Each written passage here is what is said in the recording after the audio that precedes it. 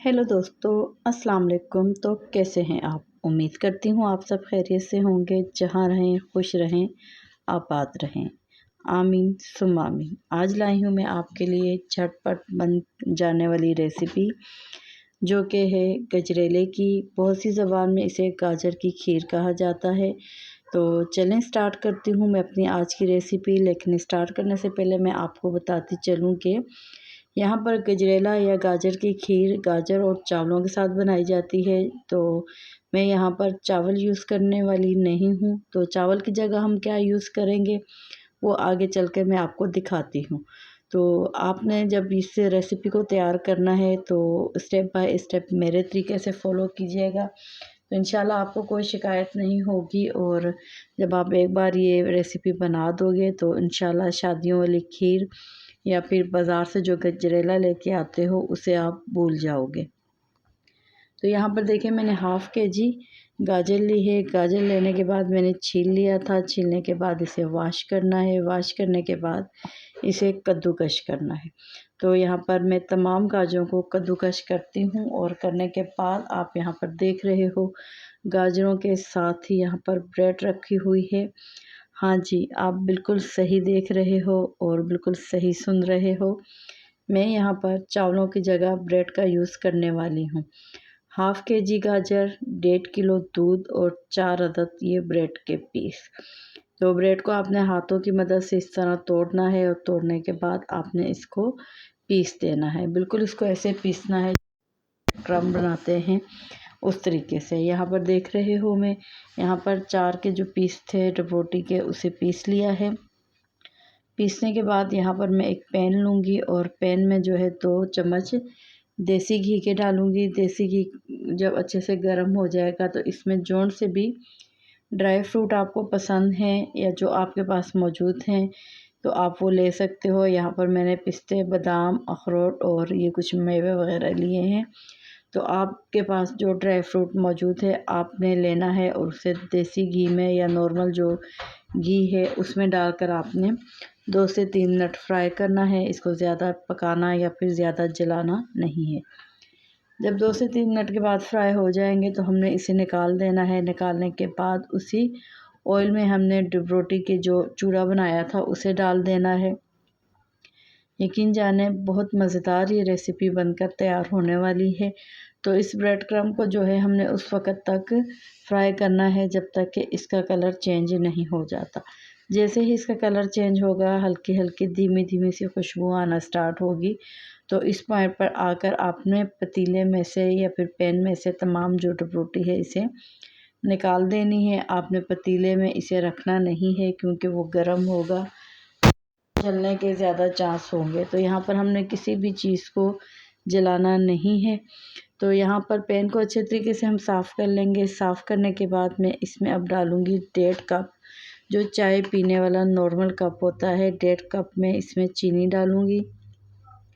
अच्छा जी, यहाँ पर मैं आपको एक बात बताती चलूँ कि यहाँ पर मेरी एक सब्सक्राइबर ने मुझे शिकायत की थी कि मैं आपकी रेसिपी को फ़ॉलो करते हुए मैं खीर बना रही थी तो मेरी चीनी जो है वो पिघली है। पिघलने के बाद वो एकदम से हार्ड हो गई थी। तो तमाम जो चीनी थी वो ज़ाया हो गई थी। तो मैंने उस चीनी को मतलब फेंक दिया था। तो मैंने उसे रिप्लाई तो दिया था कि ऐसी कोई बात नहीं है, आपने यकीनन कोई मिस्टेक की होगी। लेकिन यहाँ पर देखें मैंने कई दफ़ा मीठा बनाया है तो ऐसा केस मेरे सामने नहीं आया। और अब ये आ गया है चीनी जो मैंने डाली, साथ में 2 से 3 चम्मच जो है पानी के डाले और चीनी जो पहले अच्छे तरीके से मेल्ट हुई। मेल्ट होने के बाद वो एकदम से हार्ड हो गई। तो आप पैन में देख रहे हो चीनी इतनी मुश्किलों से पैन को छोड़ रही है और एकदम से छोटे छोटे पीस बन गए हैं पत्थरों की तरह। तो मैंने इसे गिराना मुनासिब नहीं समझा। मैंने फ्लेम को थोड़ा तेज़ किया और तेज़ करने की देर थी कि ये दोबारा पिघलना स्टार्ट हो गई। ऐसी क्या वजह हुई, ये किस वजह से हुआ, मैं कुछ भी नहीं कह सकती। हो सकती चीनी में कोई मसला हो। तो इससे पहले मेरे साथ ऐसा केस नहीं हुआ था। तो मैंने आपको बताना मुनासिब समझा, इस वजह से मैंने यहाँ पर इसको जो है फास्ट नहीं की वीडियो। तो यहाँ पर देख रहे हो ये पहले पिघली है, पिघलने के बाद पत्थर बनी है, पत्थर बनने के बाद दोबारा ये पिघल रही है। तो पहले आप अच्छे तरीके से तमाम चीनी पिघल जाए तो फिर आपने फ्लेम को लो कर देना है और अच्छा सा यहाँ पे कलर आ जाएगा जैसे कि शहद का कलर होता है। इस पॉइंट पर आप दूध शामिल कर देना है। तो आपने ज़्यादा इसको नहीं जलाना। ठीक हो गया जी। तो आप जैसे ही इसमें दूध शामिल करेंगे तो ये दोबारा से हार्ड हो जाएगी।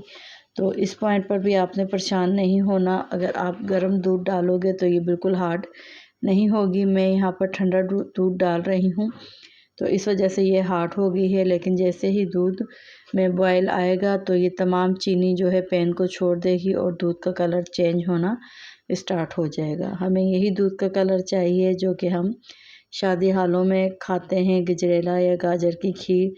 तो सोचते रहते हैं कि इसमें ऐसा क्या चीज़ डली है और इसमें से कौन सी खुशबू आती है।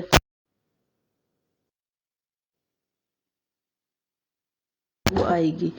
तो दूध अच्छे तरीके से उबल चुका था और चीनी जो थी वो भी पिघल चुकी थी। तो अब मैं यहाँ पर शामिल कर दूँगी इसमें कद्दूकश की हुई गाजर।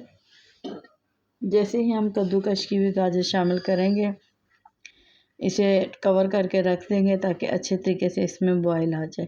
तो आप देख रहे हो यहाँ पर बॉयल आ गया है। बॉयल आने के बाद हमने दोबारा इसे कवर करना है और इसे उस वक्त तक पकाना है जब तक कि 100% तक गाजर हमारी कुक नहीं हो जाती। आपने लो टू फ्लेम मीडियम पर इसे रखना है 25 से 30 मिनट के लिए।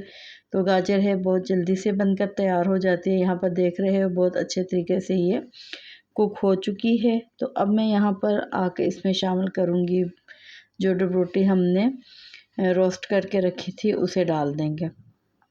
उसे आप जैसे ही डालोगे तो इसका गाढ़ापन आना स्टार्ट हो जाएगा। इसको डालने के बाद आपने इसमें डालने हैं जो फ्राई किए हुए खुश्क मेवाजात थे, आपने वो डालने हैं।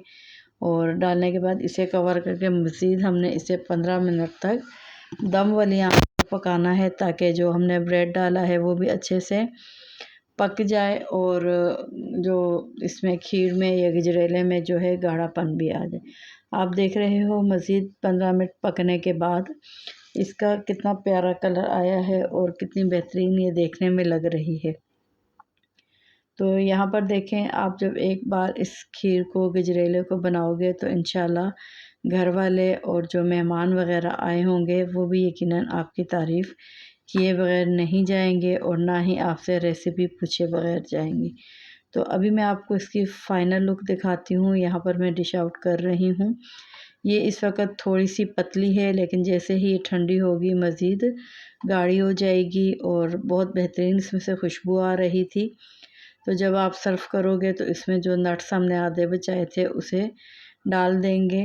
तो डालने के बाद इसे अच्छे तरीके से फ्रीज़र में ठंडा करेंगे।